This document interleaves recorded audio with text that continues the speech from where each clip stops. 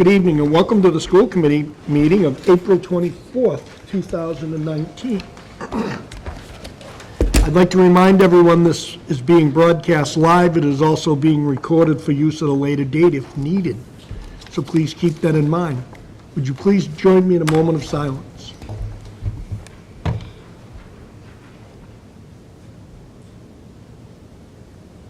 Thank you. Also, would you join me in the Pledge of Allegiance to the flag? Pledge allegiance to the flag of the United States of America and to the republic for which it stands, one nation, under God, indivisible, with liberty and justice for all. Thank you. The only item on the agenda tonight is going to be the budget. Just to give a quick recap, at the last meeting, which was approximately 10 or 12 days ago, whenever we had it, we had an assessment at the start of the meeting at 15.1. We ended at the end of the meeting at 12%. 12.5. 12.5. 12.5% was our end. We're here to discuss that this evening. The superintendent's going to give us some numbers to go by. We've heard from different finance committees and selectmen, and so we're going to take all that into account and see where the assessment is and what we're going to do this evening. It could end up at 12.5 at the end of the meeting. It could end up at less. But keep in mind, it can't end up at any more than 12.5. I just want to make that clear. And this is an assessment. Again, I hate to keep being redundant, but the more people I talk to, some people are still a little bit confused. They think that our budget was up 15.1%. This is not a percentage of the total budget of the school district. This is an assessment to the towns independently. So, does anyone have any questions before I go to the superintendent? Anyone from the committee? Gallery, if you're going to speak this evening, please get up and state your name and address, what town you're from. Speak loudly, because I'm a little hard of hearing, and we'll try to get through this. Thank you, Mr. Hayes. So, committee members, in your packet, we've included a new assessment update showing the 12.5% assessment that was given at the last school committee meeting. You will also see a document that goes from a 12.5 assessment down to a 6.5, and the positions that it affects. These positions aren't necessarily in any order. They could change at any given time, but this is the amount we stopped at 6.5 because that was the number that was kind of floated around at the last meeting. At 12.5, we're at a level service budget. As we trickle down, each 0.5% is about $111,000. Each teaching position we looked at $65,000. As you see, there are teachers on that. There are central office administrators, there's technology services, there's facilities, there's paraprofessionals, and there's duty aides. These are all people that we've put on to get to 6.5. I want to remind the committee that we've already taken $292,000 out of our initial level service budget, and the committee took $561,237 out of E&D to get us to this point.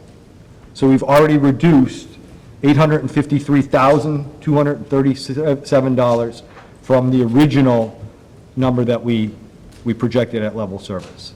So we've already taken some reductions, not necessarily in people. At 12.5, we lose no people. As we move forward or down the scale, and as we provided for you up the scale, those are our actual people. Now, I will say also, we do have some retirements. We do have some resignations, and some people will not be returning.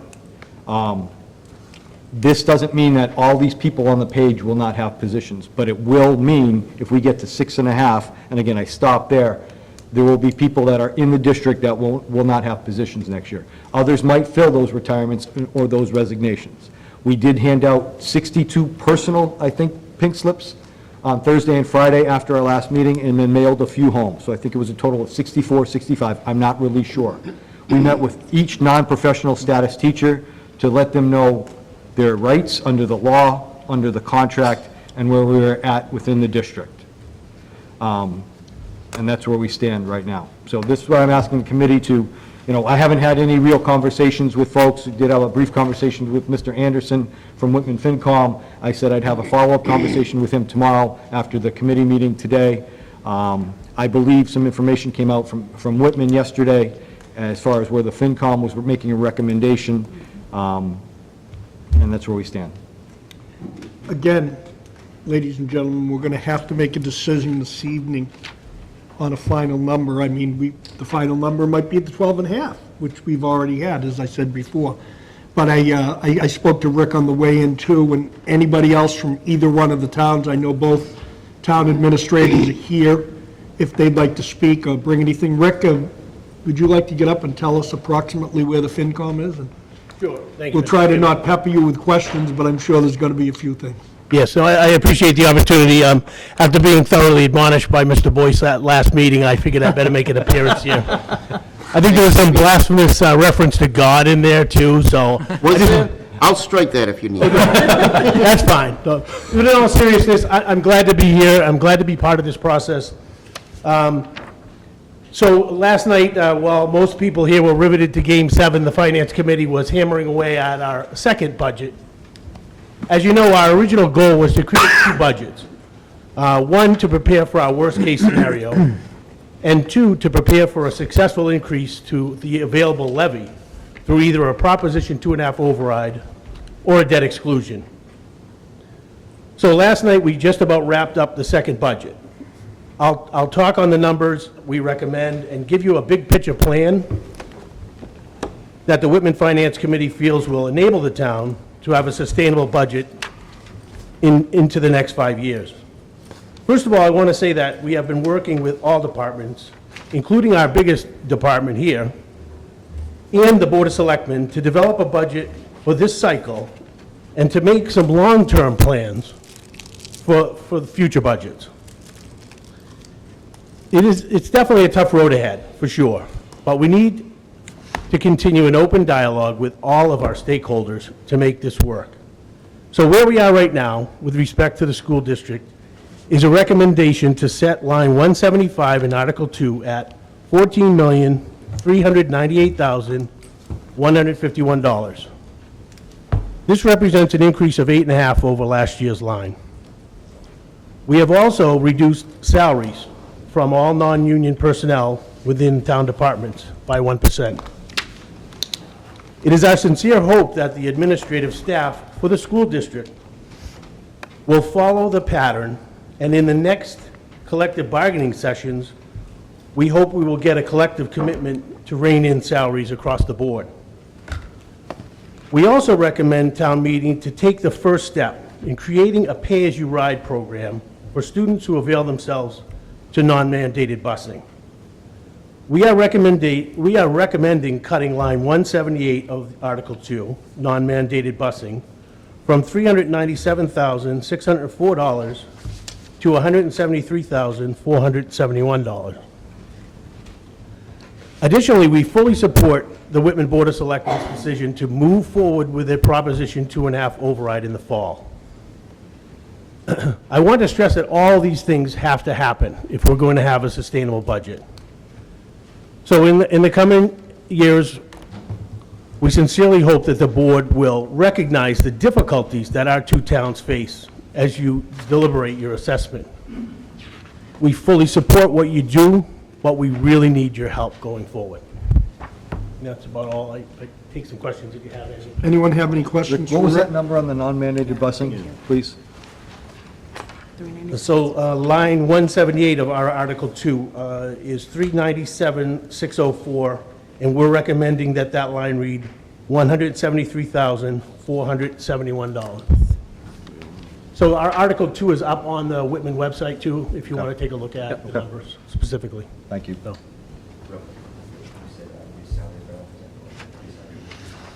Okay, yeah.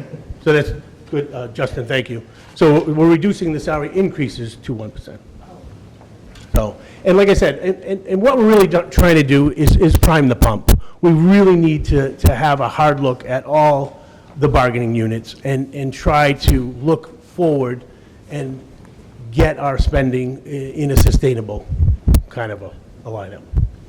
Yes? Can I just ask, Rick, what were the salary increases? You said they were down to 1%. What was the original number? Well, we took Article 2, which includes all salary lines. Yep. And we took the number and then reduced it by 1%, the recommended number. Okay. It was a 2% recommendation? Thank you, Justin. Any other question? Fred? Fred? On the salary, that 2% to 1%, that is contracts, non-contracted? These are all non-union employees. Non-union. Obviously, we can't do anything with the collective bargaining agreements that are in place. Like I said, what we hope to do is dovetail off of this and see if we can get the bargaining units to follow suit in the coming years. Right? Yes, but Jeff, is that feasibly, is it legal, this $224,133,000? For buses? Yeah, is that legal? So Whitman and Hanson both provide non-mandated busing to students within 1.5 miles at no cost. Most towns outside of regional districts charge for those students to ride the bus. So it was a comment that I made to the FinCom and to the selectmen that they might want to look at that. We're trying to balance that number. I cut it out totally, and that would be inefficient for all of us. But now with this 173, keeping some funding in there, what I would ask the town of Whitman to do would be to look at avenues for a pay-to-go necessarily, some way. Because if we cut all non-mandated buses, we would take a substantial hit because we're still contracted for some of those buses. Right, and with respect We're to gonna the talk. contract that's in place, that's why we wanted to wait until you had more information about Okay. it. The other reason, leaving some money in the line too, there will be people that will fall into a position where they can't afford any other option. So, maybe opportunity for them to segue off of it with some money left in the line.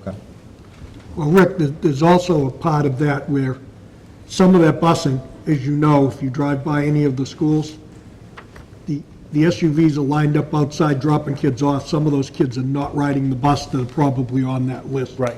So, that could, I'm just throwing that out as that could come into play. Right. I mean, it's a tough decision. I mean, it's been talked about before, but I think this is an opportunity to take the first step. That's all. All right? Fred?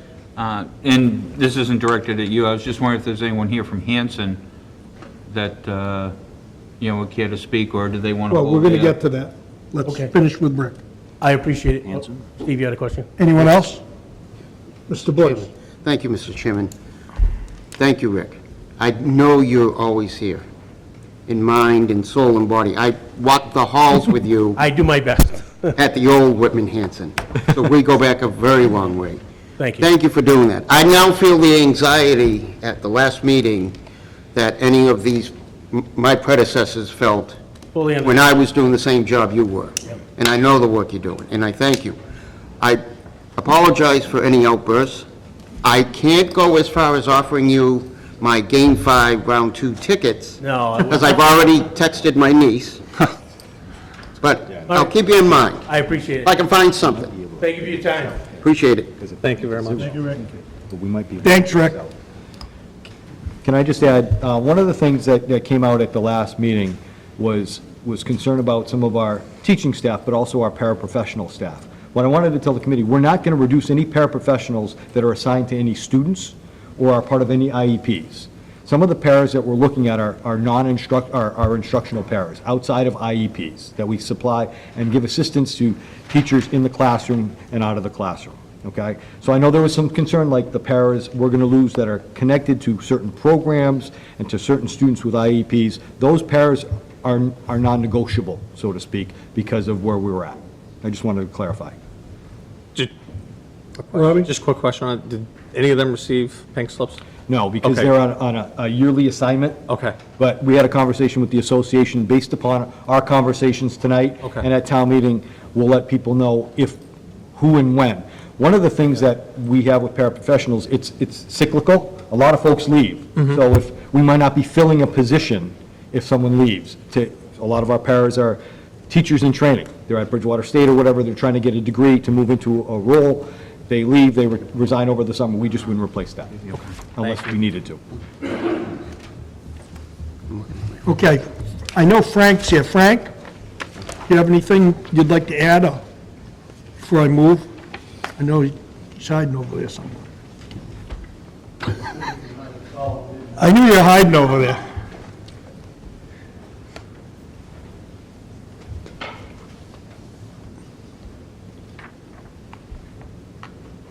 As you know, we've been working hard to come up with a appropriation that, while not what you're looking for, would be something to move forward with. The numbers that Rick presented tonight still reflect a structural deficit, particularly since the number we've identified for non-mandated busing is not necessarily a number we can lock in. The selectmen have supported a 6.5% budget. The Finance Committee is recommending an 8.5% budget. At this point, I can't tell you where we're going to end up. I do know that the Finance Committee is meeting again next Tuesday, and we're looking at all of our options. We do intend to seek an override in the fall. That override, if successful, will be an all-inclusive request. It will recognize future needs for capital and future needs for the departments, including the schools. I don't know what we can do mid-year, should we be successful. That's would be a topic for another day and some pretty creative meetings with Whitman-Hanson and the schools. So I'm not ruling that out, but I can't tell you at this point that's something that would necessarily happen. It's something I'd like to see happen. We're going to stay focused on developing a sustainable model for our budget. And that's going to cause some stress for the school system as well. Because, as you know, in the last few years, the budget growth does not reflect the available revenues. So long as Chapter 70 stays moderately where it is, I believe your increase this year with the latest budget is $120 some odd thousand. That would mean if you stay on mark with your budget growth, we'd be looking at another $2.5 to $3 million in the next year. And I can tell you with absolute certainty that's not supportable. So the challenge of getting this budget together by the end of this fiscal year is the beginning of a greater challenge, which is finding a way to make all these things fit and work. So I don't want to look at this as, hey, we're getting there, we're going to be okay. The challenge becomes harder as we move forward. Any questions for Frank? The Board of Selectmen meeting next week? And what- Yes, on the 30th. That was just my, Okay, thank you, Frank. Mike, or Kenny, I know they're both here. Can I just add something right now? Go ahead. So, with that 8.5 recommendation, that's a budget increase, not assessment increase, but that's a budget increase of 3.66% to our budget. Okay, that's at 8.5. That would also mean we would cut another $897,511 off of our budget, leaving the total cut to our budget off the original plan of $1,750,748. Just want to make it equitable between the departments. Does everybody understand what that means? Right? Pardon me? Just everybody understands those numbers? So, yeah, I'll ask Chris, go ahead. follow-ups to that. So I think, I get it, we're in a tough spot, all around, we're in a tough spot. So I think what I'm hearing you say, to a large extent, is the school budget as presented was for level services. Correct. Right? And what I think I just heard you say was, we're reducing those level services by $1.7 million. That 1.75748. 1.75. I think people forget about the addition of E&D every year. Right. And they think it's just free cash. It's not free cash, it's money that we keep. We cut, and we also cut, and it's substantial, not when you're talking $53 million, but $292,000 we took out of different lines that we projected we might need next year. And then again, at the 8.5, looking at another $897,511 of cut. So the district itself, from the level service budget we presented, would be down 1.750748. And I've been beating this horse for a while. Unfunded mandates, underfunded mandates, special education costs, which at least the legislature is looking at now. They have not looked this hard, and there's a better vibe in the superintendent community than before, but it hasn't happened yet. I feel with the additions of the programs that we're putting in, we should be able to maintain or get our special education out-of-district costs under control in the future. Good, Chris. Just to follow on, so that 1.7, if we're working off a $53 million, just, I'm using round numbers. Yes, Right? yep. We're talking about roughly a 3% cut, roughly. Correct. To level services. So I think that becomes the struggle, at least for me, of, and I get, and I really don't want to turn this into a department versus department discussion, but I think that's where the equity, we just have to think about that, right? If we're taking 3% out of level services from the school system, are we taking 3% out of level services from the other areas? And it may not be feasible this go-around, we may just be in too tough a spot, but when we talk about sustainability, there's the financial sustainability, but then there's the sustainability of the educational delivery model, right? And at some point, we start to put ourselves really at risk about, okay, pick one. We can have we could make a financial stable budget today, but what will that do to education? That's not sustainable either. So this is what's going to plague us for the months and I years to don't come. disagree, because we're in a tough spot in both communities right now, and I don't want to devastate either department, but I also want the public to know that we're taking a hit.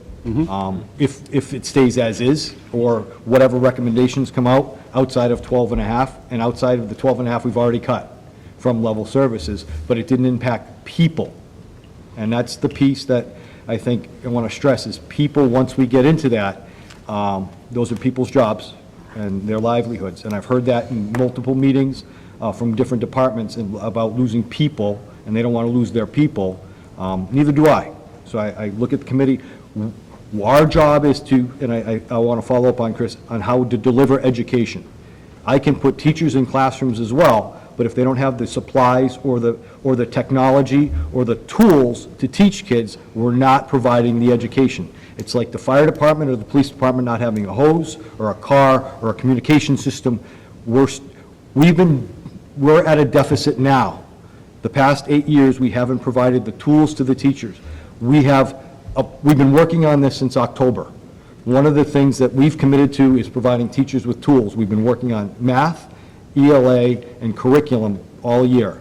The budget numbers aren't awesome, but we have a plan in place to deliver education even at a deficit, although it's not the education I want to continue to deliver. And I've heard the override number thrown out. I don't want to talk about the override right now, but moving forward, we can enhance our sustainability, our curriculum, and our instruction in foreign language, in social emotional learning, and in kindergarten, which has been the thing we've talked about for 10 years, if we move forward. But that's not the discussion here, but I wanted to stress the 1.7 of cut, and some of that will be, or 897 will be people. The one thing I want to bring up, and this probably goes more to the sustainability of everything, but I think it's time that we get into a very high gear and start looking at our entire budget, the way we have things, and where we can make cuts or adjustments that we can save money. And some of the things we could do may be substantial. We need to shop around for things. We need to look at, how we insure our buildings, how we insure everything. And we need to make adjustments, and we need to look at what we need to do in order to move forward. And I think that we really need to put it into high gear and not wait. Well, one of the things, and if I could just respond, ahead. I believe in contracts as well, and we just finished a contract. And what I heard Mr. Anderson say is, in our next contract cycle, to make sure we're looking at every possible thing, as they will be doing in the town of Whitman as well. Right now, we just finished, we're in ending of year one in our unit A, B, C, and D contract. And I'm hesitant to dig into contracts if both towns that we're working with aren't digging into their collective bargaining units as well. Mike, you're standing there very peacefully. Thank you for your patience. Thank you, Mr. Chairman. I really don't have much to add to this conversation, other than I will very quickly agree with what Fred just said and what I think a lot of people here have just said, that there's work that needs to be done going forward. And the problem that this district is facing is not a district problem. It's a problem throughout the Commonwealth. And it's not something that's going to be solved here in this room. It's not something that's going to be solved in the town of Whitman or the town of Hanson. And I really don't know what the resolution is. As far as the conversation and the decision that's going to be made this evening, all I have to offer, and it's, I don't think anything that's new to anyone who's sitting here, is the Board of Selectmen in the town of Hanson voted a 6.5% increase. And we don't have a representative, I don't believe, from my FinCom, but the FinCom is also supporting a 6.5% increase to the budget. Are there things to do in the coming year immediately? Yes, there are. But that is the message that I have to deliver tonight, and that is the official, as of this moment, position of the town of Hanson. Thanks, Mike. Any questions? Chris, go ahead. When does FinCom and the selectmen meet again, Tuesday? They meet Tuesday, but it's not on the agenda to have a discussion like this. I cannot speak for when the FinCom meets again. We do obviously, as normal, have a meeting scheduled, at least the Board of Selectmen. I believe the FinCom has a meeting scheduled, you know, half an hour or so before the town meeting. But the next meeting of the Board of Selectmen is to go over the warrant, but not specifically to have a discussion as to where the budget is, or could be. Fred? His non-mandated busing and being able to charge for non-mandated busing, has that been brought up? No, it has not, Fred. It has not.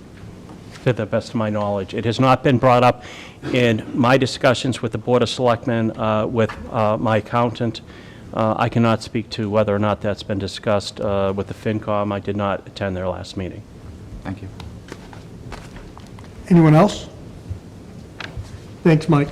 Thank you, Mr. Chairman.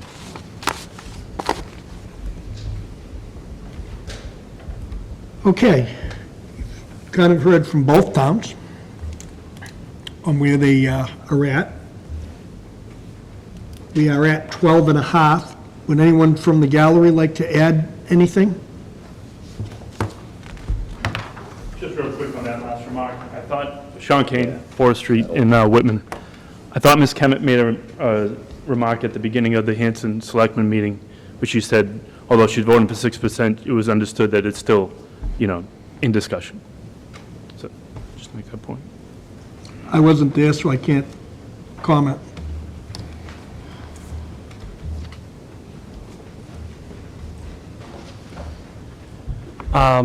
Not to belittle what this gentleman just said, but the Board of Selectmen that evening, yesterday evening, voted 6.5%.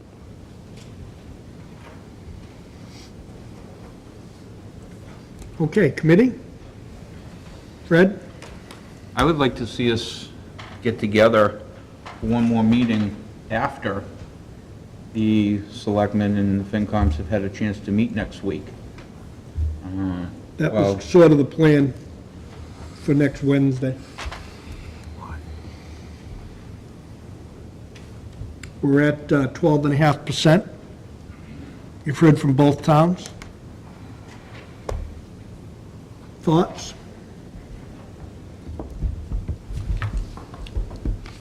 We've got right up until town meeting to make this, the local assessments, to make the assessment and what gets assessed to the two towns. I mean, even during town meeting. And I'm not looking to say go to that extreme, but I just came actually from our Plymouth Area Collaborative. I'm on the Budget Subcommittee. And I bet you that's probably on that end of all the things that all of us in education do. I mean, that's one thing. You almost would have to bring in analysts and teams and figure out this and that, and they do it with 4 people. And getting at my point is, we still sit, we just got out of Ways and Means in the House. We still sit at a point that, through all those amendments, I don't know if something's going to rise out of the soil and grow and be something that's going to be beneficial to us. I totally agree with, this is not only a Commonwealth thing, I actually think it's probably nationwide. And we do so good with public education being #1 in Massachusetts, that sometimes we get ignored a little bit on the national level as well. But I think the Wednesday would be fine, but there's so much that's just going on with Before, what is still out there. I mean, I couldn't even mention a recommendation or anything, Mr. Chair. I don't think, unless I was hearing others from my other colleagues, anything else. before I go to Mr. Small, Yeah. we have, to answer your question, we have waited till town meeting before I had this change in town meeting. Right. But it is probably the most difficult model to ever do. It forces FinComs, it Yeah. forces changes, it forces, I'd like to see us, Oh, yeah. not go until that date. Right. It makes everybody totally uneasy, and it becomes problematic. It's adjustments on the fly. It doesn't give anybody that moving forward, including the superintendent, and the assistant superintendent, on where we're going school-wise. It still leaves everybody, and I know that's an option. But it's something we should think about maybe a little bit harder. Fred? The House budget, which in some circles that I travel in is being known as the Monday Night Massacre.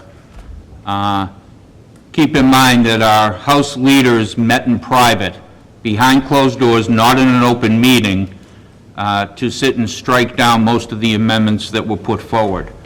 Right now, coming out of the House, despite Josh Cutler's valiant efforts, first at $100 per pupil minimum increase, then an amendment for $50 per pupil minimum increase, it sits at $30. I did have a conversation with Senator Brady, because now the budget goes to the Senate. He's aware of our plights, and he is going to fight as hard as he can. Where that ends up, I don't know. I'm not looking for anything great shakes happening out of the House, although regional transportation is up just a tad to 80% reimbursement out of the House budget. That being said,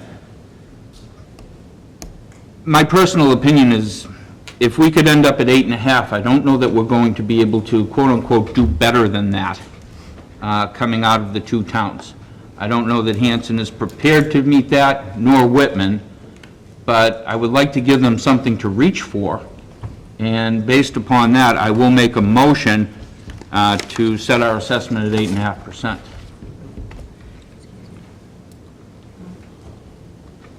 Would somebody second it before we go into discussion? Oh, second. Okay, Ally.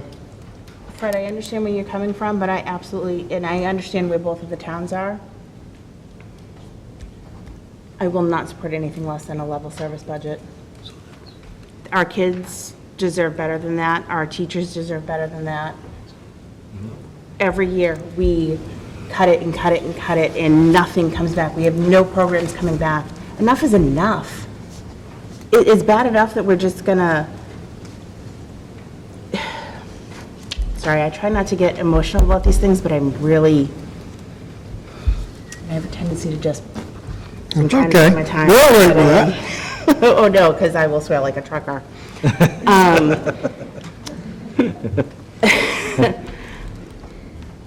This is so frustrating. None of us do this for the fun of it. It's not fun to sit up here and listen to this and hear it time after time, but I am not okay with going down to 8.5%. Absolutely not, and none of us should be, quite frankly.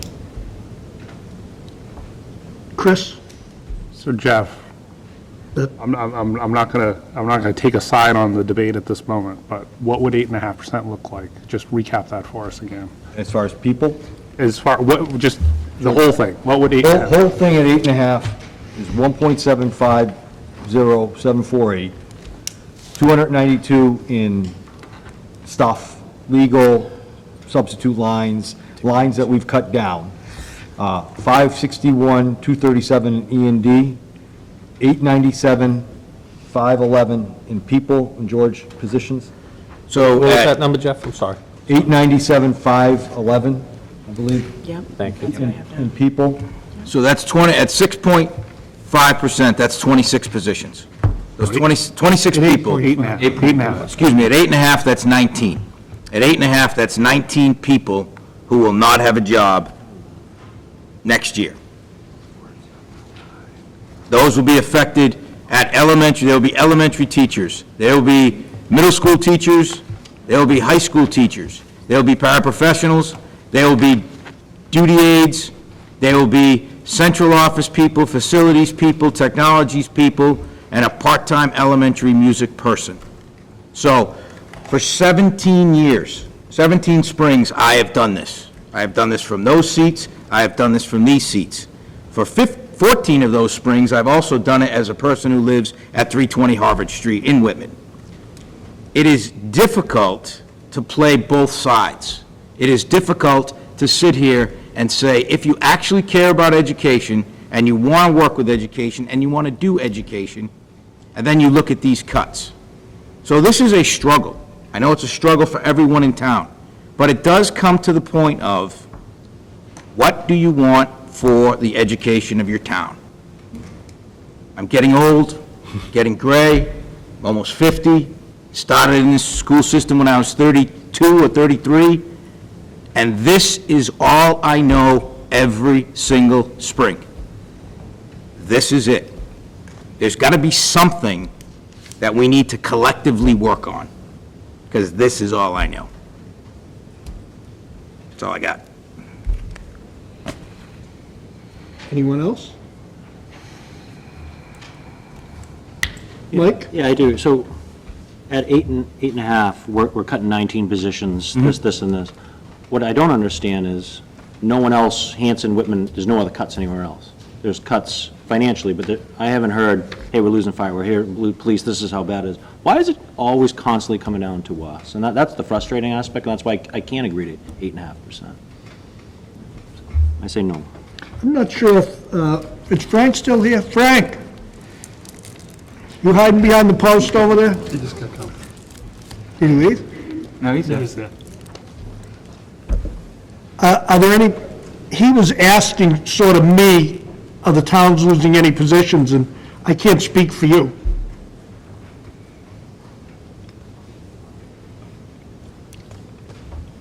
In the current budget, the recommendations voted by the Finance Committee would result in one full-time position being reduced to a part-time position. The departments that, well, let me put it this way, all of our contractual raises include significant increases for departments. In order to meet the reduced budget that has been calculated, we're going to be eliminating significant coverage. So we're not going to be laying off police, but we're going to have less police on the road. We're not going to be laying off firemen, but we're going to have less coverage because we're cutting those budgets. We have not staffed up. With the exception of a year and a half ago, we have not staffed up in either department. We did add 4 firefighters a year and a half ago, And that's the first ad in 40 years. However, we man the departments with overtime. And while we've heard a lot of people be critical about that, as you know, under our county benefits plan, we don't pay benefits for overtime hours. We only pay for base salary. So sometimes it makes more sense to cover shifts and cover time with overtime rather than adding personnel. What we're doing now is we're pulling that back. So if you wanted to use it as equivalents, there's a number. I'm choosing not to do that. Question. What roughly was the overtime for fire last year? So rather than hire somebody, what was the overtime budget last year? About 800, $800,000. yes. Thank you. Mike, you're still here. Is Hanson losing anybody? If it goes recommended as Finance Committee is recommending? Do you know? I know I'm putting you on the spot. You probably weren't prepared because this is a different question. Yeah, thank you. I was not prepared. I can say that, no, we are not contemplating any cuts at this point because most, if not all, of our departments are minimally staffed as it is. All right, thank you. I didn't want to answer that question myself.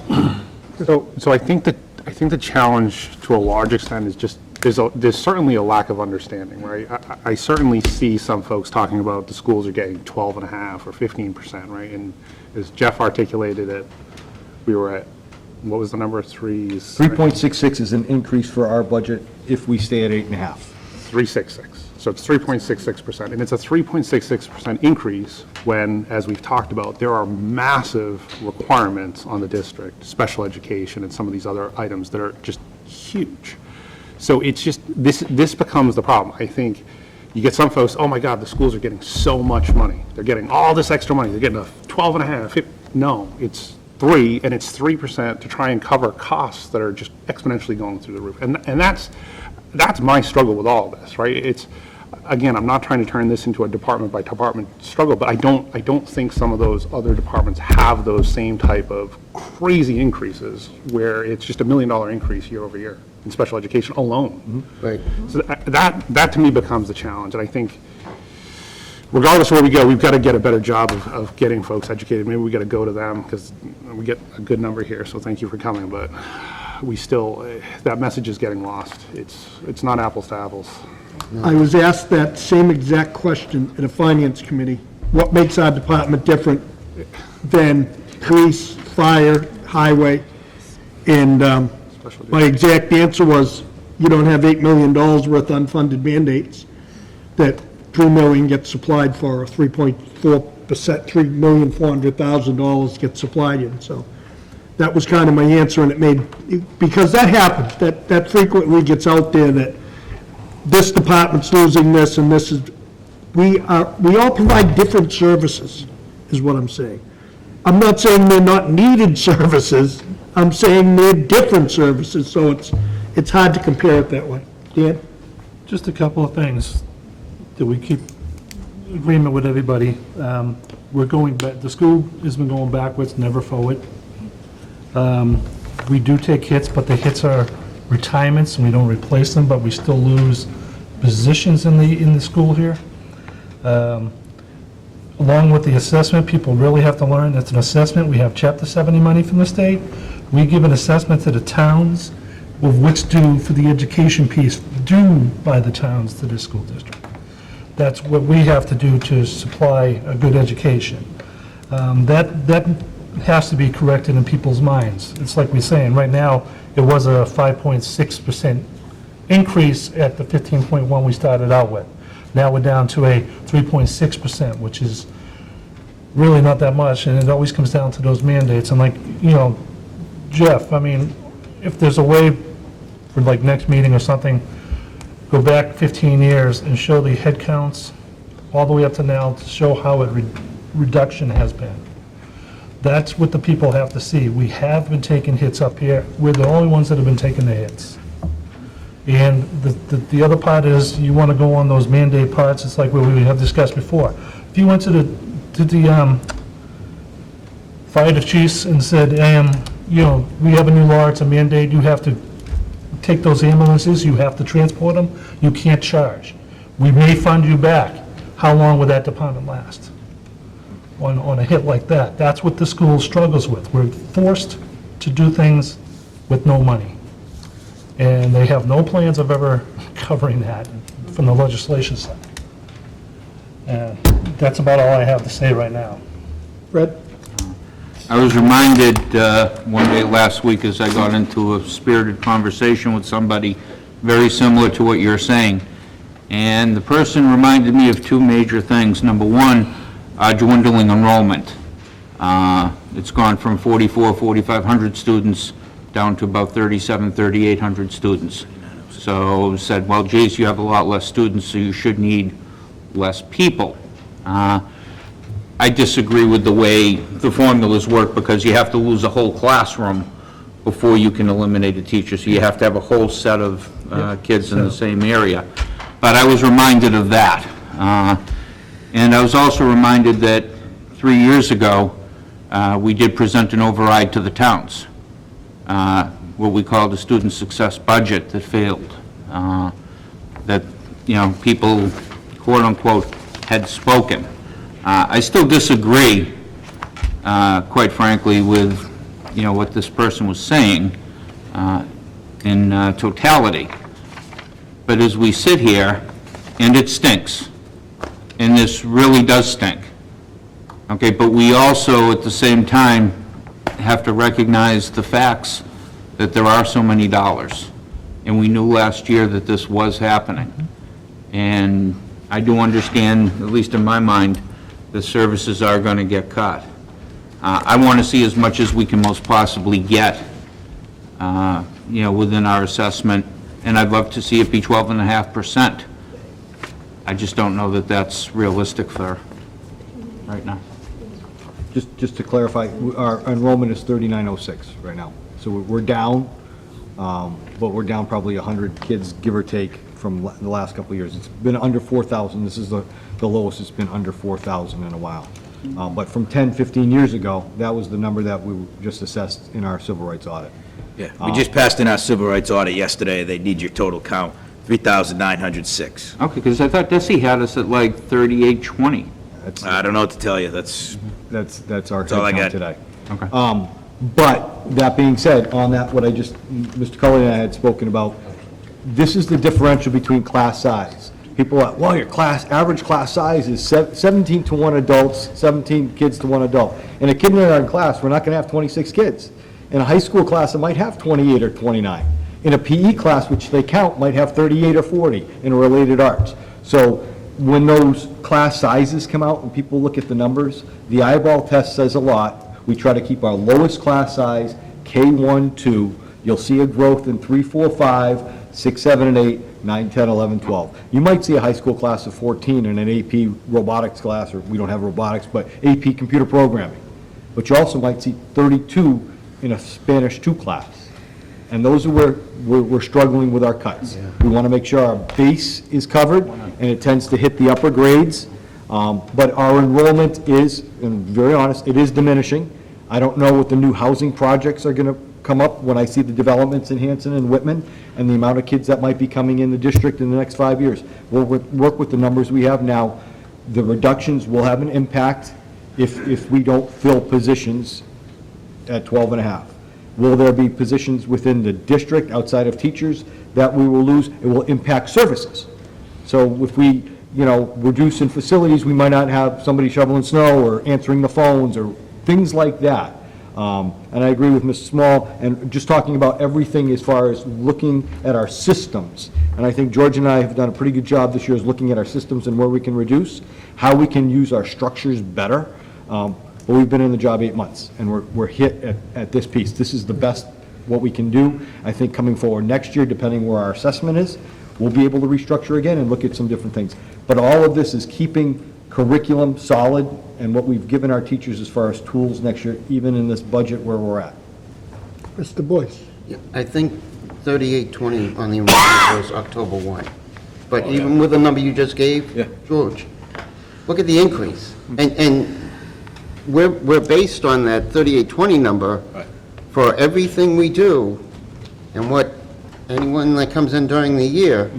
And this is what, stymies us and holds us back. And I always agree with Mr. Howard. I love the way he puts it. And Mr. Colity, I appreciate your words as well as yours, Mr. Small. But I'm still not ready to move. I think I needed to hear from these folks. I just want to hold out for one more chance or one more whatever, because I think we owe it, at least. We've been in this a long, long, long time. This year seems much longer than some of the past. You get hit with a couple, Mr. Kane knows where he works, you get hit with a couple of placements or something, and that's why I was mentioning the meeting I just came from, because you never know. It can be all over the place. And there's the two that hold the bag and the string together. Fred? I was having a conversation yesterday with a para that works at Whitman Middle, and we currently have, in some classes, 29 students. Classroom will hold 30. You've got 2 to a desk. That's this year. Okay, so believe me, I agree, anything less than level services is not right. I just don't know how we get there. That's just my mind. It's wrong, and what we're doing is wrong, to our kids. But you're faced with a set of circumstances. You call up a guy that lost his job, doesn't have any money, and he owes his car payment. I'm talking to Ally because she's a banker. What do? You repossess the car, because he can't make his payments, he has no way. He's a nice guy, and it's bad circumstances, etc. That's why almost I feel like here, it's like you're backed into a corner and you have no choice. I want to give the town something to reach for, but at the same time, trying to realize what sacrifices have been made at the same time. Here. Yeah, following along what Mr. Boyce was saying, I don't think it's time yet to do this. I think, I would like to attend the Board of Selectmen, FinCom, and meet next Wednesday. On Wednesday, we're going to have to come up with a number. You can't go to town floor and at the last minute. It's unfair to the FinComs of both towns to work out something like that. It's been going along this year, I think, because this is the worst it's probably been in a long time. Realistically, we're going to end up making cuts. It's not what we want to do, but, you can't drop it right now until we have that final number. I know we're jumping around a little bit, but on the topic of enrollments, because I hear that all the time too. Enrollments are down, Look at the last 10 years. Look at how much enrollments are down. I would encourage, and I will take them with me. Anyone that thinks that it's just about enrollment, come sit in the classroom. Absolutely. So, right, we saw it. We were sitting in that middle school classroom, 24 students, no para. The delivery of educational services today compared to what it was is night and day. I've only been on this committee 3 years, right? The first tour I took, I was blown away. Some of the folks that are making these comments about enrollments, you got to come to a classroom. You got to see what that classroom is like today. It is not about when these buildings were designed 50 years ago and you could put this many in a classroom and this is what they would hold. That was great 30, 40, 50 years ago. The world has changed a lot. And the social, emotional requirements that exist today is completely different than, I think it's different than 2 years ago, let alone 5, 10, 20. So that enrollment number, it's one piece of data, but there are a whole bunch of other pieces that you got to look at. It can't just be about enrollment numbers. Fred? We're going to go to Sean because you're standing there very patiently. Sort of lost my train of thought a little bit. But just, I'm going to concede my time. Sort of off topic, so. Okay. Sean? I was just going to speak to how it might be that schools are going to lose some services and some people, but at least in Whitman, how town departments might not. Not too long ago, when we were thinking about a townwide override, all departments were really arguing together, collectively pushing for an override.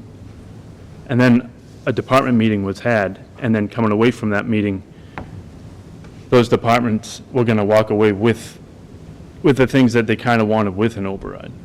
Fire department isn't actively pushing for an override right now. It's not on their mind. They're pretty happy with the status quo if things move forward in a kind of a predictable way, 6.5, something like that, but with the debt exclusion. I think that's important to think about. Why is the debt exclusion important to the dynamics of that meeting?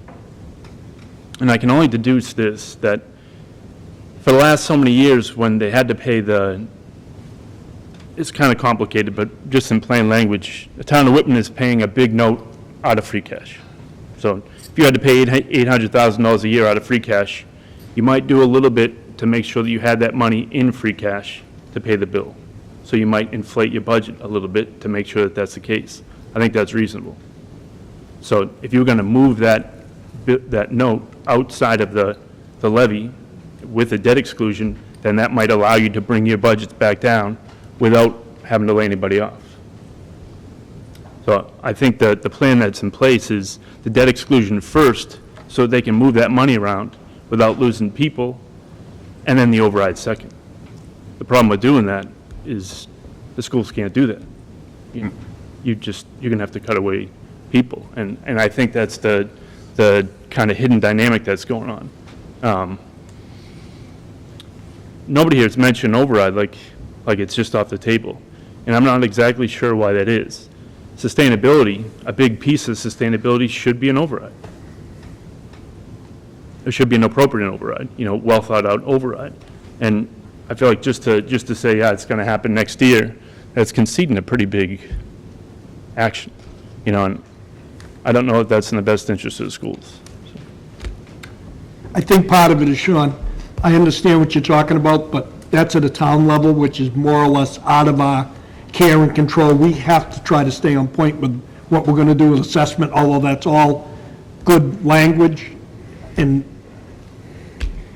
we've got to make a determination here whether we're going to change our... I think that's a good point, that in a sense that is out of control, but your assessment isn't out of your control. What you need is within your control. What you recommend to the town is within your control, based on like some of those things that you're talking about. How come we're losing people and other people aren't? Those are reasonable questions. It doesn't seem equitable. Money is money. It's funny how the money is kind of distributed, but understanding the dynamics of how that works, and it's kind of complex, the school's going to lose people, other departments aren't. You can't control whether or not they decide for an override or not. You can decide whether or not you recommend 12.5 or 6.5. That's right. What they do to finance that is on them. It's out of your control. Wait a minute, Fred, I see you. And with all due respect, I don't think that we're ready for an override. I think if we try to put an override together right now, it's rushed, it's quick, and it doesn't address our needs sufficiently. All we're going to do is try for an override to survive. And I don't think that, and this is my personal opinion, I don't think that's the course of action to take, to just be in survival mode. I look at what we did a few years ago, and granted it failed, the student success budget. But you had a dedicated group of people, I believe you were included in that group, that got together and gave a good push. Now, what I envision, and with all due respect to the towns of Whitman and Hanson, I don't hold anything to letting them steer the ship. I look at it as our responsibility to steer that ship. Okay, we sat back, we heard that there's going to be an override, not going to be an override, you're going to get 10%, no, we're talking 4%. This is what's been coming out of our FinCom. This has been going on the past 3 or 4 months, and it's put us in a position where here we are right now, okay, where we don't know what to assess, and we're looking at, hey, let's have a meeting next week to try and see what we can grovel and get, okay? And it stinks. It really, really stinks. But if we can turn around and come up with a proper plan and present it properly to the taxpayers and the voters of both Whitman and Hanson, I'd like to think of the good in the people, and that they care about the kids in this community, and that they'll come out to the polls when we show them what our real needs are, have the time, and say, here it is, what would you like to do? What do you want your community to be? and give them the opportunity to fund our programs properly, not just survive. That's what I want to see happen. I agree, and I think the difference between being proactive and reactive is significant. A plan allows you to be proactive. I will say that there are some people that benefit from this type of negotiation of it being reactive, last minute. If you keep it last minute, then the chances of an override passing decrease. Therefore, there's a disincentive to not plan. We keep saying we're in the same situation over and over again, and we keep not planning. The answer to this, I think, conundrum is the planning. The planning allows you to be proactive so that you can effectively meet in the summer and know what to predict in the spring. No, the fall. We do this in the fall. No, We yeah, don't just- wait till the spring. We do it, we control it, and we get it done in the fall. No, I think we We can don't do it. wait till next I think we spring can and do it. we're in the same situation. I was just talking in general. Okay, of the- I'm sorry. Of the budget cycle, but A little passionate here. I feel you. Thanks. Thanks, Sean. Okay, so just hearing what you said, Mr. Small, are you withdrawing your motion for 8.5%? I'll table it. No, you have to withdraw, I have to withdraw the second, then the motion unless you want to. I can withdraw the second. I'll withdraw. Okay. It's been suggested by several members and that we wait until the finance committees and the selectmen meet. Mike, do you guys meet next Tuesday? Yes, Mr. Chairman, but this sort of discussion is not on the agenda at this time. And Frank, same thing? It can be a... Put it on, it's only Wednesday night. I'm not working over that. Okay, yeah. Our budget is on every agenda we have. Okay. So it's next Tuesday? Yes. Yes. Okay, thank you. FinCom's the same way, too. Okay. So you're making a motion, somebody, that we table this till next Wednesday at the next school committee meeting? Is that what I've heard? Yes, I'll make that motion. Second. Do we need to make a motion to table? Yeah, well, Yeah, let's do it as a vote. okay. So table further discussion of our assessment until our next meeting on Wednesday. May 1st? Today is May 1st. 24th. May We have 1st. additional information. It'll be May either the 1st. 31st, if there's 31 in the... May 1st. May 1st. May 1st. May Oh, 1st, it's May 1st. yeah. Okay. Have a motion, the second. Can we also Discussion. perhaps post an emergency meeting for May 3rd, just in case? What day of the week is that? We can Friday post night. Friday night. I will be out of town. Or But I mean, do it, I'm just or saying I the will be out of second town. on that Thursday night. I can't do a second. And just, Why not 6 o'clock the night of town meeting? Will that help us? I'm just thinking. Feels like that's where it's going, doesn't it? More availability. You better do it. No, you You can't better do it. We're really kicking the ball down the road here, guys and ladies. Yeah.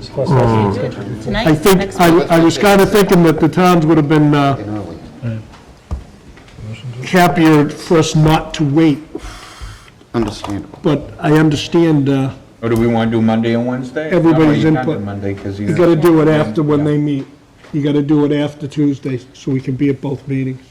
Mr. Chairman. I hate kicking this can down the road. Whether we vote tonight or next week, mine's the same. I'm not changing it. Okay. I don't, this is ridiculous. Mike?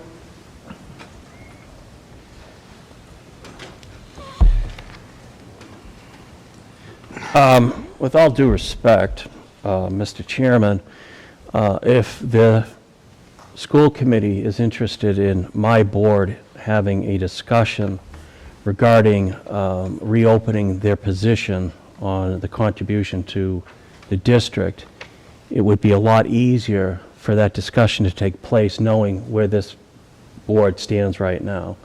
If this board this board continues to stand at 12.5%, is that my understanding? Well, that would be it, Mike, if we just table this and we adjourn, that would be, we would still be at 12.5%, Okay. if that happens. Thank you. Thank you. Mr. Hayes, Yes, I'd like to reopen my, my motion for 8.5% assessment. okay. See if there's a second. Second anywhere? I'll second it. Mr. Boyce seconded it. We had quite a bit of discussion. Is there any further or new discussion? Chris, go ahead. I'll throw some further discussion, why not? This is Go ahead. Groundhog Day in the meeting. So, I think to Mr. McHugh's point, if he's looking, and I'm going to speak for myself, if he's looking for some indication of a willingness to do something, speaking for myself, as long as I see some equity across all departments, including the schools, then I would be willing to have a conversation in regards to the number. I think if there's a lack of equity, then that's where personally I'm going to continue to struggle with all the conversation we've heard tonight. Why is it on the back of the school system? So I don't know if that helps, but that's my. It doesn't, because I'm pretty sure that either one of the town administrators are not going to tell you there's going to be equity and they're going to lay off department heads because it's out of their care and control as far as they have to get a vote from a board. Although I understand your frustration totally. Remember, I'm just trying to keep us all at bay here. Mr. Boyce? I remember the superintendent asking for equity just with what South Shore Tech was getting for an increase. I mean, why would that not be the same for us? What was that? Now, I will say, South Shore got 3.1. 8.5 for us is 3.66, okay? So we get, we're already, What I will say, and they have to budget for capital. They don't do special education out of district. We do special education out of district, which is hands down much more than certain capital projects. gotcha. Well, I think, There's equity, but not equity. Right, right. I think you'll agree. Again, it's like, it's a different school. Absolutely It's a different setting. They have different rules, so it's hard to, as much as you'd like to say it should be 100%, it's another different entity. Police is different, fire is different, highways different, schools different, and South Shore Tech is also different. Fred? Not that I've read very deeply into this, but the town of Franklin, their school department's facing a $2.5 million cut, from their budget. So, it's happening all around us, unfortunately. But, Well, after hearing Mr. McHugh and Mr. Lynham, and just talking out loud before we vote on this 8.5, it appears that they'd like to see us maybe come off of the 12.5, and I'm not saying to do that, I'm just saying, and I'm not saying to go to 8.5 either, is there a helpful number somewhere in between? I'm not trying to push this committee right or left, I'm trying to come up with something, because we're moving closer and closer to town meeting by the minute. And I know we're gonna have another meeting next Wednesday.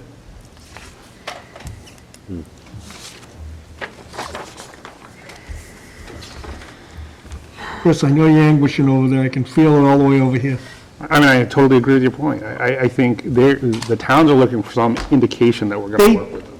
Right, that's what I'm saying. And we're looking for some indication that it's going to be somewhat equitable, so that's the struggle. I mean, I'll take the vote right now on the 8.5 and see where it goes, and then we, like I said, we're at 12.5 if the 8.5 fails. Is there any further discussion on the 8.5? Michelle, do you want?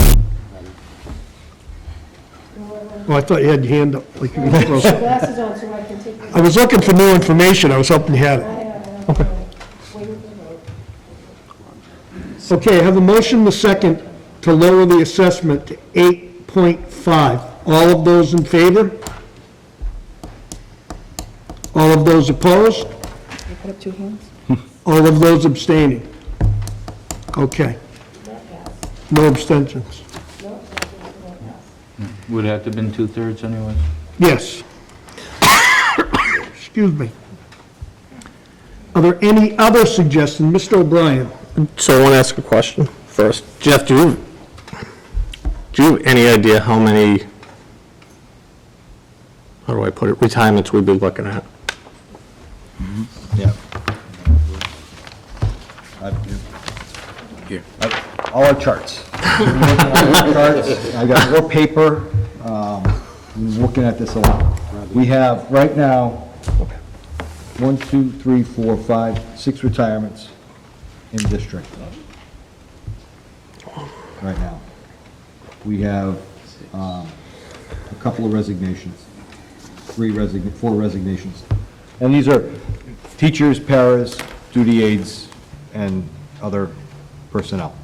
So, because I'm just going by the chart you gave me here. So 10 and a half, Jeff? If we could throw a 10 and a half out there just for discussion purpose. I'll make a motion for 10 and a half, so we can have discussion on it. Second? So, Okay, go ahead, you have a motion, I heard somebody second it. Second. Mike? just so we can discuss it, so. Yeah, go ahead. So how would a 10 and a half factor with what we're looking at with retirements and things like that? I mean, and I know you don't have the crystal ball and stuff, I get it. I'm looking at positions and what you see here, we kind of scripted it out. So the retirements are already stripped out of this? Yeah. All right, We've already moved some people around. all right, Oh, all right. Okay. Because I also want to Thank you. stress that in years past, we have forsaken retirements. We call them positions, and everyone in the community says they don't need it. So in our figuring of this out, we're talking about the loss of people. 1 year you're working, 1 year you're not. Irrelevant to me. If you're working and you resign, you retire, you get non-renewed, you become a budget, you become a lump of money. So we're talking about persons, we're no longer talking about positions, which we did for the last 16 springs. Mike, Yeah. that was the point to my question. Yeah, it's in The retirement stuff has already been. Already in there. Yeah, that's Put in, pulled out. okay. But as you look at that, you're looking at where those folks fall within the chain of education within Is our district. different, right. That's where we're at 10 and a half. We kind of scripted this out for you. Nope, that's fine, okay. Thank you. Mr. Boyce? yes, so that is 453,841 less. Then the 897 at 8.5, correct. Okay. Less than where we are right now. Correct. And it leaves 400,000 in E&D, which is like danger. I know. No, we know that. I know. Yeah. And I already heard Mr. Small's legislative report, and thank you. I really didn't know what was going on, except seeing that they had all these amendments. Of course, the closed-door meeting makes sense for what they do on Beacon Hill. You can almost grasp that we've got to get something from there. That's always, let's bring out the math and the chalkboards and everything, and that's always the area where we put the line, this plus whatever that additional would be equals what we need. But we don't know what that number is. We can probably estimate it to be this 453,841, and not touching our stuff, not touching any more E&D or anything. And I think, Christine, if I'm correct, when we close the books totally in August, well, that would be double dipping, really, never mind, sorry. I was thinking. I'll take more out of Andy. Yeah, but, Well, depending on what goes back in, you still can. yeah, But right, you can't. I know what you're talking I'm about. saying double dipping because next Yeah. year would be a double dip year if. Yes. Yep, no, exactly. Then you're really in trouble. I wouldn't But- hope for, Is there, if we were to go, is there any hope that the state would give us an additional 121,000? Yeah, there's hope, there's hope. All right, and maybe we put some, I don't know, percentages near here or what, to get up to 453,841, I almost can see that. I don't know if I'm voting for it or not, but I can almost see that. Put it out there for I just don't wanna- discussion, that's all. Yeah. Yep. No, it was good. Because I think it's a reasonable, Well, we all sat try around to here work for a with. reason tonight. We didn't Right. sit around just, but I have think water it's- and chit chat. We obviously Try to wanted to figure. know and hear. So Yep. you mentioning something, if Chris or Mr. Jones mentioned something different, I got all night, I think. Yeah, the cats are fed. But the thing is, I'm sorry.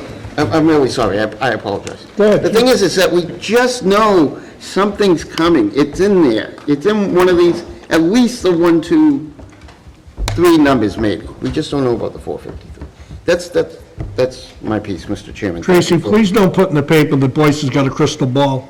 I have none. I'll send you pictures. Pets of the week. And You better laugh, because, I mean, this is getting ugly. I hate to put Christine on the spot. What did you carry for regional transportation reimbursement for percentage? I think it's up to 80%. Well, the House came out at 80, but what did you carry I when carried you? whatever the governor had. What did he have, 78%? No, I think 72, I thought. So we 72 or 75 gained a little maybe. bit there. So I carried what he had. Okay, Because we've been through this before. you don't know until. We don't know until July. So we've put in before, we've moved it up when the House has changed from what the governor has said, and then it ends up being lower. Right. So that's a danger too. So, Yeah. because if it comes in higher, that money can go right back into, to replenish E&D the next year. I think that there's a very strong sense of at least holding to the 80% this year. It passed the House. I mean, Yep. the Senate's usually a little bit more generous, and receipts are up. So you could be looking, Mr. Boyce, to answer some of your questions, an additional 70,000.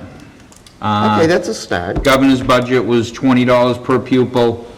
We're looking at 30 came out of the House. I can't see that going backwards. I did Right. beg Senator That's about Brady. 40, that's about 39,000. 38, 39,000.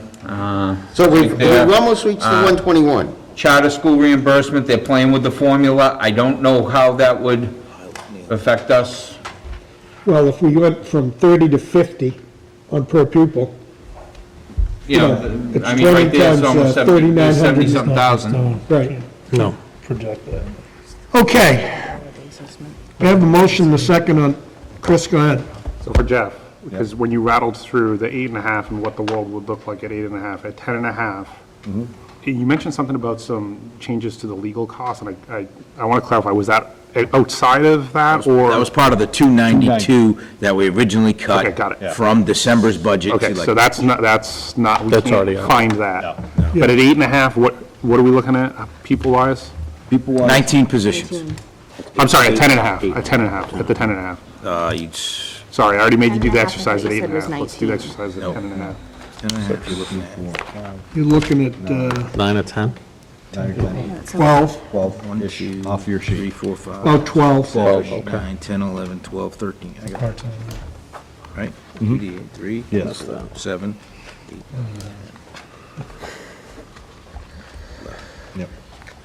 Okay, About 12, Joe? 11 or 12. 11, I think, my math was around 11 based upon the sheet, but It's 11. Okay. the public doesn't have the sheet, so I just want to make sure they know what we're looking at. And those are all at different salary levels. Right. And was important for us to look Okay. at. Yep. Is there any further discussion on the 10.5? Because I have a motion and a second on the floor. I'll open it out here if anybody's got anything different or new to say.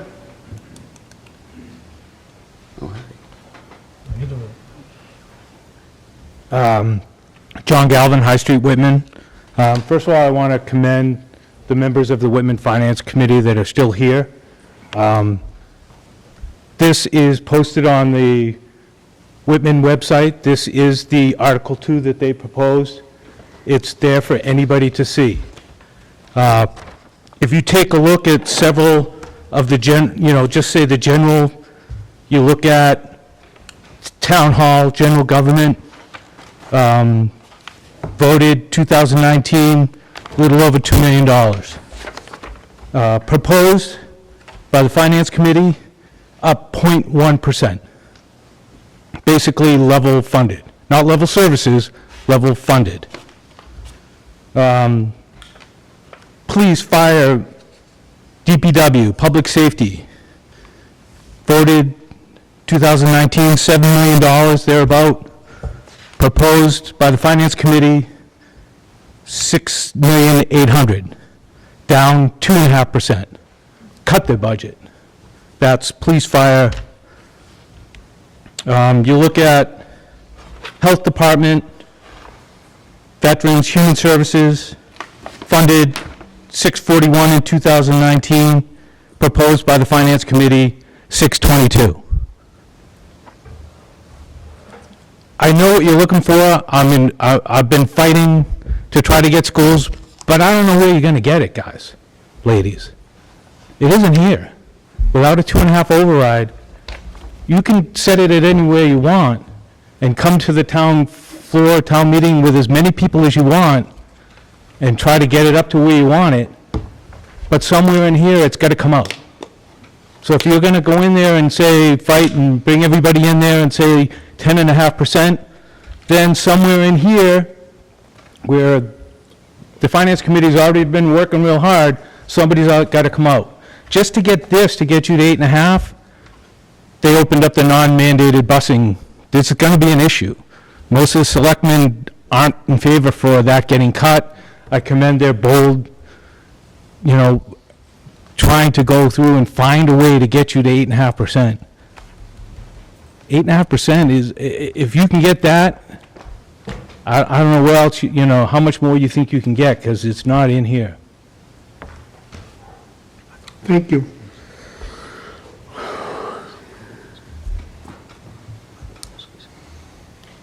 Anyone else? George? Sean? Just a quick response. I appreciate John. John's had a lot of meetings, and I think he's thorough and pays attention. But just to speak to the point I was making earlier about how much each department sends back to free cash, if you go back to 2018, you look at the actuals, so not what was voted, but what was expended. And you see how much each gave back to free cash, and total general government gave back $100,000 to free cash. If you look at the total public safety, they gave back $240,000 to free cash. If you look at the DPW, they gave back $110,000. If you look back at the basically insurance, which is the unclassified is the big one, it's like $240,000 they gave back to free cash. So each of these was giving a good amount of money back, and I think in many ways so they could make sure that they were paying the bill for the police department. So it looks like on paper, obviously, they are making cuts, but you can see how it doesn't translate to people.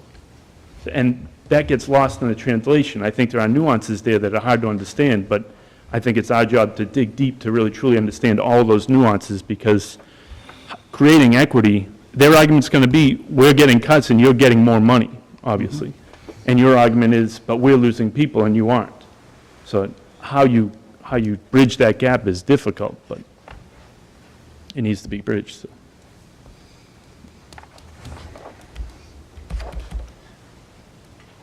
I think part of my answer, Sean, to how you bridge that gap is, you're not talking apples to apples. This is a completely different service industry than what police, fire, or DPW does. And I think that's part of the gap that you bridge. It's pretty easy to sit right down and say, we have $8 million in mandates. How many mandates do you have? You'll hear exactly what you're hearing now, silence. That's part of how you bridge that gap. It's hard to compare it, and I'm not saying they should hurt too. I'm not saying it should be, they've got to lose bodies for it to be right. I'm just saying that it's a little bit different. I would just say that there's many arguments you can make about the school, and one of them is that maybe they should be more efficient. Whatever. I think people should be writing books about how efficient we are, or how efficient we're going to become over the next 3 years. I'm all for that. But one argument that can't be made is that the school system gets too much money. We don't get too much money. The per pupil expenditure isn't high compared to other people. You can look at that number and you can't make the argument that you're overfunded. That to me is the fundamental argument. I keep saying that. But I think that's a key piece of the argument, that you don't have enough funding compared to other districts. You can't make that argument. You could say how things evolved over time compared to other town departments and all those sorts of things, but you don't have that much money compared to other departments, and you need more money, period. There should be an override. There isn't. That's not your fault, but that's the case. And I think you're in a position where you need more funds, period. Now you're pitted against other departments, which is terrible, and I don't think that should be the case. It should be an override, a townwide override, so it's a positive thing, but that's why this is so complex, yeah. Fred? Just want to say I couldn't agree with you more about what you said. We need more money. The proof is in the pudding. We spend less on administration than anybody around. We're within the bottom 10 or 15 of 351 school districts on what we spend per pupil. Okay, we quite frankly should be ashamed of ourselves in one respect, to a very large respect. In the other respect, maybe tap ourselves on the back and say, look what we do with less. But I said this 4 years ago at a meeting. I said, what do we do when the wheels fall off the bus? And the wheels are falling off the bus now. But, you know, what you're saying is 110% accurate. We were seventh from the bottom at that time. John? Yeah, I know what you're saying as far as the funded mandates, thank you. And honestly, I think we all know that that's the main issue, and you guys have said that over and over again, that there's a fault at the state level, and maybe even the federal level, because I've seen some stuffs about federal trying to get involved with helping funding. And Fred, I appreciate everything you do at that state level, but that's where our fight needs to be. You know, a Prop 2.5 override, that's great. That maybe we'll fix next year, but what are we going to do the year after that when you're spending for, you know, the spending goes up again that we can't control? And how are the taxpayers supposed to support that? You know, we're going to go back for another 2.5 override after that? I mean, we may not even get the first one. You know, I mean, most of us are on the social media pages and we see what go on there. And, you know, this selectman from Whitman can say they had their survey or whatever. That was 1,100 people, random people that responded to that. That has nothing to do with the demographics of the town. They say 68% said that they would support an override of some sort. That was 1,100 random people. That has nothing to do with what the town thinks. Cool information, but it's not relevant to anything. Until we can get, you know, and I see the stuff that you put out on social media, and, you know, we need to get to, I don't know what we do, but it has to be fixed at the state level. The towns are not going to be able to support this year, next year, or the year after that. And I will say that our legislators, okay, Josh Cutler, Ally Sullivan, Senator Brady, they are in our corner. They file legislation, they file amendments. I spoke to Senator Brady earlier today. And both of them are amazing, you know, I responded, trying. and they email me back and say, we voted for it, this, that, all that. You know, They're great. The hard part is, okay, and I'm just going to say it the way it needs to be said, they have to preach to the altar of the speaker. Okay. And what the speaker decides what's going to happen, and they put it behind closed doors, and I get the sense that he comes out and says, hey, guys, this is how you're going to vote. That's the only thing I can think of, because you look at some of those amendments, and you look at some of the legislation, you look at how many co-sponsors there are, and how many people sign on, but then when a push comes to shove, all of a sudden, they're not voting for it. You know, because they're being told not to. And you don't know how they voted because it's behind closed doors. You're just being told that they didn't pass. Okay, I have a motion and a second on 10.5. We are also going to meet next Wednesday to reconvene again. If there's no new information, I'm going to move to the vote. All those in favor of lowering the assessment from 12.5 to the motion, which is 10.5, all those in favor? All those opposed? Okay, we're still at 12.5. I'd like to make a motion that we set it at 8.5, once again. Somebody want to second it? Second, Mr. Boyce, is that you? yes. Is there any discussion of the 8.5? This is, I believe, the third time we've moved around. Chris? I think we should, exactly, it's the third time we've talked about it, I'd say we just move to the vote.